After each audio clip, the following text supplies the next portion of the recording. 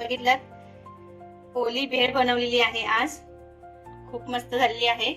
तर अगदी ठेल्यावरची लागते तशी टेस्ट झालेली आहे, ती ही घरच्या घरी एकदम छान। चटणी पण खूप छान बनलेली आहे, 3 प्रकारची चटणी इथे टाकलेली आहे, तर खूप छान झालेली आहे। अगदी तुम्ही ह्या पद्धतीने करून बघितलं तर अगदी तुम्हाला ठेल्याची आठवण येईल, तेही घरच्या घरी। नमस्कार मंडळी, राम राम। मी समृद्धी दखन काटवीत समृद्धी या चॅनलवरती तुमचं मनापासून स्वागत करते। तर आज मी चॅनलवरती पहिल्यांदाच एक चाटची रेसिपी शेअर करणार आहे, तर तुम्ही नक्की बघा आणि आवडल्यास लाईक करा आणि व्हिडिओ स्किप न करता बघा। तुम्हाला ह्याच्यामध्ये मी 3 प्रकारच्या चटणी दाखवल्या आहेत। एक तर पुदिन्याची चटणी आहे, एक खजूर आणि चिंचची गोड चटणी आहे आणि लसूण आणि लाल तिखटची एक तिखट चटणीचा प्रकार आहे।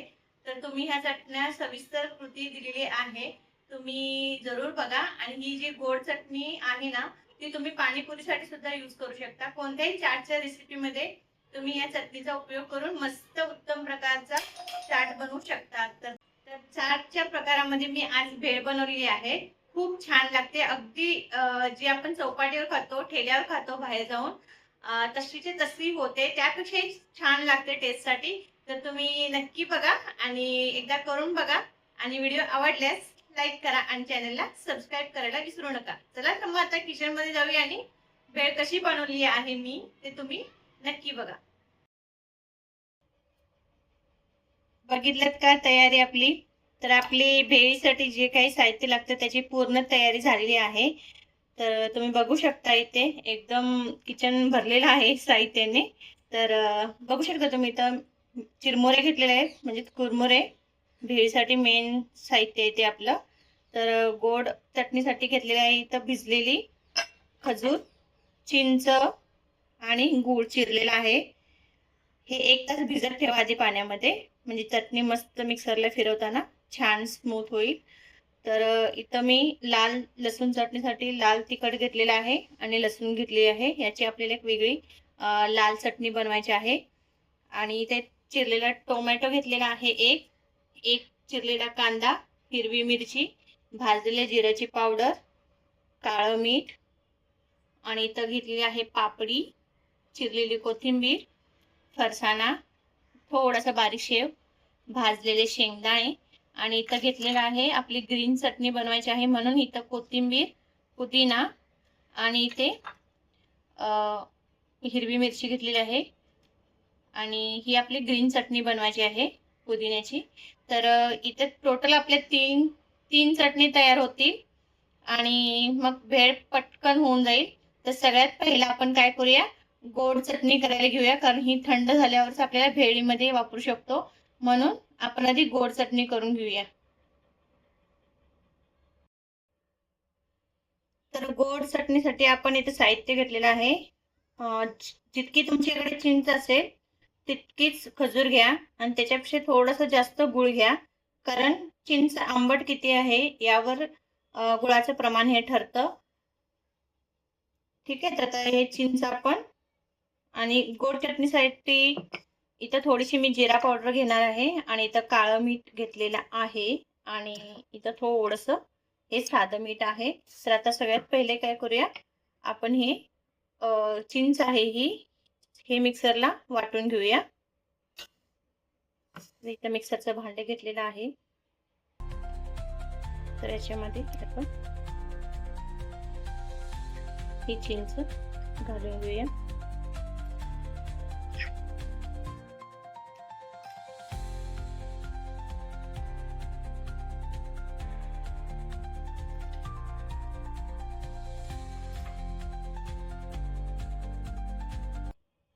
आता खजूर सुद्धा आपण मिक्सर मध्ये घालूया।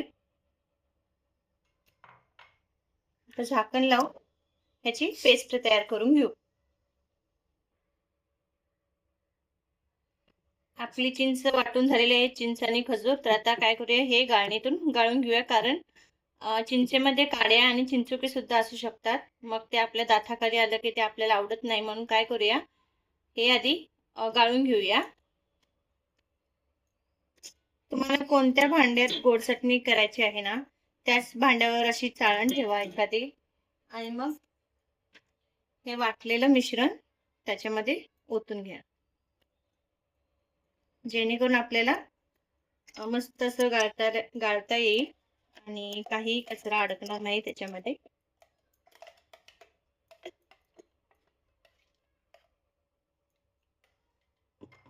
आता हे असं हलवत हलवत काय करूया, खाली आपण गाळून घेऊया. आणि जर हे मिश्रण घट्ट आहे आपलं आता, तर पडत नाही एखाद्या वेळेस, तर काय करायचं, अशा वेळेस असं थोडं थोडं पाणी टाकत असं गाळून घ्यायचं, जेणेकरून आपलं मस्त जो गर असतो ना चिंचेचा आणि खजूरचा, तो खाली उतरतो पटपट. बघू शकता तुम्ही खाली. तर असंच आपण काय करूया, पूर्ण गाळून घेऊया. बघा, 6 वरती चोथा राहतो आणि खाली आपल्याला मस्त प्युरी मिळते. तर आता हा चोथा गाळलेला टाकून घेऊया. बघू शकता किती छान घट्ट झालेला आहे. आता काय करूया, ही शिजण्यासाठी आपण गॅसवर ठेवून देऊया आणि ह्याच्यामध्ये गूळ वगैरे घालून घेऊ. तर चटणी ठेवलेली आहे शिजण्यासाठी गॅसवरती, तर आपण गूळ घालून घेऊया.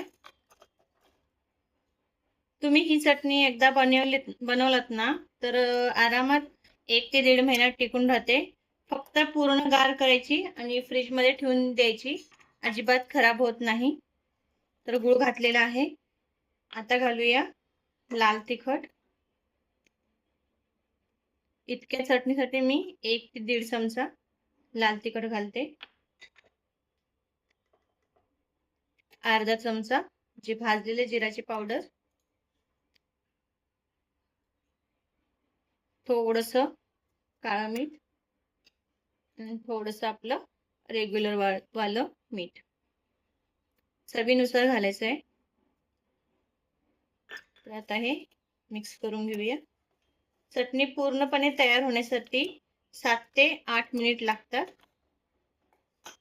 मस्त कलर येतो, एक वेगळी चमक येते चटणी तयार झाल्यानंतर. तर आता आपण ही चटणी शिजवून घेऊया. आणि वाटलंच तुम्हाला की थोडीशी आंबट लागते, तर तुम्ही अजून थोडासा गूळ किंवा साखर ऍड करू शकतात तुमच्या चवीनुसार. आता आपण पुदिन्याची हिरवी चटणी करून घेऊया. आपली गोड चटणी तयार होतच आहे, तर साईडला आपण ही चटणी सुद्धा बनवायला घेऊया. तर एक मिक्सरचं भांडं घ्या, त्याच्यामध्ये पुदिना, कोथिंबीर घाला, हिरवी मिरची आणि साल काढलेलं आलं आणि थोडीशी भाजलेल्या जिऱ्याची पावडर, एक अर्धा चमचा, थोडस मीठ आणि हे काळं मीठ. आता काय करायचंय, पुदिन्याची चटणी केव्हाही करताना ती काळी पडू नये म्हणून काय करायचंय, आपण केव्हाही आईस क्यूब घालायचे. आईस क्यूब जर नसतील तर गार पाणी घालून मिक्सरला लावून घ्यायचं आहे. त्याच्यामुळे अजिबात आपली चटणी ही काळी पडत नाही, रंग अगदी हिरवागार राहतो. आता हे काय करूया, मिक्सरला लावून घेऊया. बघितलं, आपली चटणी सुद्धा हिरवीगार अशी तयार झालेली आहे. तर मी ही थोडीशी पातळ ठेवलेली आहे. तुम्हाला यापेक्षा घट्ट हवी असेल तर तुम्ही ती ठेवू शकता. आता करून घेऊया लाल चटणी, म्हणजे लसूण आणि लाल तिखटची चटणी करून घ्यायची आहे.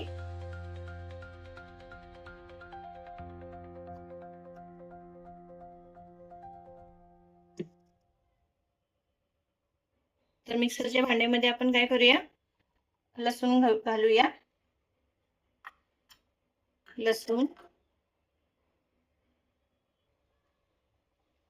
तुम्ही लाल तिखट जर तुम्हाला वापरायचं नसेल तर तुम्ही ज्या बेडगी मिरची असतात ना, त्या वापरू शकता. फक्त 1 तासभर त्याला भिजत ठेवावं लागेल तुम्हाला आणि मग वापरता येईल. त्याच्या बिया पूर्णपणे काढून घ्या, नाही तर खूप तिखट होऊन जाईल. मग थोडीशी जिऱ्याची पावडर, चवीनुसार मीठ, साधं मीठ घातलेलं आहे. आता हे थोडस काळं मीठ. तर आता काय करूया, हे मिक्सरला फिरवून घेऊया. बघू शकता तुम्ही, आपली ही लाल चटणी सुद्धा तयार झालेली आहे. ही शॉर्टकट वाली चटणी आहे. मी मिरच्या वगैरे काही भिजत नव्हत्या घातलेल्या, पण रंग बघा तुम्ही खूप छान आलेला आहे. तर आता आपली ही चटणी सुद्धा तयार आहे. आता आपण बाउलमध्ये काढून घेऊया.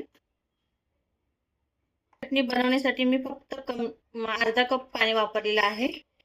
थोडीशी घट्ट ठेवलेली आहे. तर आता बघूया आपली चिंच गुळाची सुद्धा चटणी तयार आहे का ते.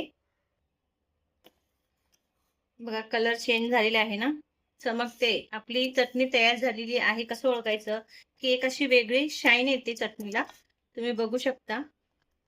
आणि ही आता तयार झालेली आहे. 7 ते 8 मिनिट झालेली आपले. आता गॅस बंद करूया, कारण मग जशी थंड होईल ना तशी ही थोडीशी घट्ट होऊन जाते चटणी. तर आपण काय करूया, गॅस बंद करू आणि गार होण्यासाठी ठेवून देऊया. आपले तिन्ही चटण्या आता तयार झालेल्या आहेत. आपली लसूण आणि लाल तिखटची ही तिखट चटणी आहे. पुदिना आणि कोथिंबिरीची हिरवी चटणी आणि खजूर चिंच गुळाची चटणी. आता ह्या तीनही चटण्या आपल्या तयार झालेल्या आहेत. आता आपण भेळ करायला सुरुवात करूया. बघा आपली पूर्ण तयारी झालेली आहे. आता पटकन जास्त वेळ न घालवता आपण काय करूया, भेळ बनवायला घेऊया. सगळ्यात पहिल्यांदा पापडी अशी मस्त कट करून टाका याच्यामध्ये. मी हे 2 माणसांसाठी बनवते, 2 ते 3 माणसांसाठी. तुम्हाला जितके हवे तितकं तुम्ही प्रमाण कमी जास्त करू शकता. आता टाकूया फरसाण, थोडासा शेव, थोडासा कांदा, थोडासा टोमॅटो, कोथिंबीर,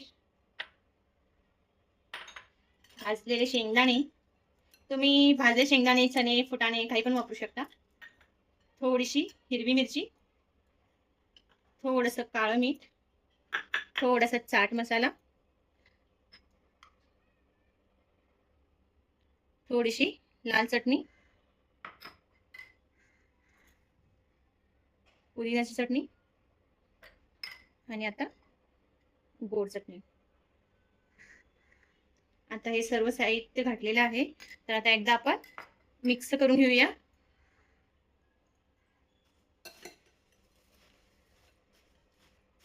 असे मिक्स करून घेऊया. लिंबू घालायचा राहिलेला आहे आपला, थोडंसं लिंबू. आता मिक्स करू.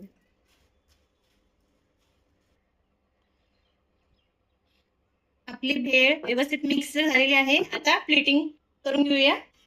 आता इथं प्लेट घेते मी एक आणि त्याच्यामध्ये प्लेट तयार करून घेऊया. तुम्हाला जितका हवा तसा हा बेस आहे आपला तयार. तर याच्यावरती थोडासा शेव, थोडीशी कोथिंबीर, थोडासा टोमॅटो, थोडासा फरसाणा, थोडासा कांदा, थोडीशी गोड चटणी. तुम्हाला तिखट हवं असेल तर तुम्ही तिखट ऍड करू शकता, नसेल करायचं तर तुम्ही ते स्किप सुद्धा करू शकता. आणि थोडीशी पुदिन्याची चटणी, थोडासा चाट मसाला. बस आपली भेळ आता तयार आहे. थोडासा लिंबू पिळूया आपण, थोडासा, कारण ऑलरेडी आपण पिळलेलं आहे. तर तुम्ही बघू शकता आपली भेळ तयार झालेली आहे. असं मस्त पुरीसोबत करून बघा, खावा आणि खूप एन्जॉय करा ही डिश. आपली भेळ तयार झालेली आहे. मस्त लागते अशी चपटी पुरी आहे सोबत, त्यासोबत तुम्ही खाऊ शकता. खूप छान झालेली आहे, खूप कमाल झालेली आहे, एकदम टेस्ट झणझणीत आलेली आहे. तुम्ही चटणीचं प्रमाण तुमच्या पद्धतीने कमी जास्त करा आणि तुम्हाला हवी त्या प्रमाणात तिखट आणि गोडचं प्रमाण कमी जास्त करून तुम्ही ही ओली भेळ बनवू शकता, तीही न चुकता. पहिल्या प्रयत्नात सुद्धा तुम्ही अचूक आणि छान अशी टेस्टी भेळचा प्रकार तुम्ही बनवू शकता. व्हिडिओ स्किप न करता बघितल्यात त्याबद्दल धन्यवाद. परत भेटूया एका नव्या व्हिडिओसह. तोपर्यंत नमस्कार, धन्यवाद.